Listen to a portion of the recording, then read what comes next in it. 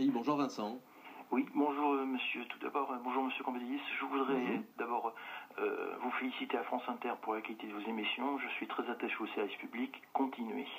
Ma question pour monsieur Cambadélis, je voudrais savoir s'il est vraiment conscient, étant moi un vieux électeur du Parti Socialiste depuis 1981 jusqu'en 2012, sans discontinuité, est-ce qu'il est conscient de l'exaspération du cœur de cible de l'électorat socialiste face au reniement des promesses de M. Hollande concernant sa politique économique et surtout face à la politique actuelle qui est menée au plan économique et social par M. Macron.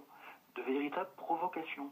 Et je peux vous dire que moi, je n'irai pas voter au régional, je m'abstiendrai, il est hors de question que je vote à droite ou ailleurs, et je me pose beaucoup de questions pour la présidentielle, parce que on me refera pas le coup de 2002, il faut sauver la France, tatati tatata, en allant voter pour un candidat de droite ou un candidat par défaut socialiste, ça ne marche plus. Voilà. Merci Vincent, restez en ligne. Jean-Christophe Cambadélis vous répond. Ben oui, il est bien dans le cœur de cible, ce monsieur. Oui, c'est vrai. Ça veut dire qu'il est majoritaire? Non, il est dans le cœur de cible, c'est-à-dire qu'il est au centre de notre électorat. Et dans notre électorat, il y a un trouble. Un trouble sur la politique que nous avons menée. Pourquoi?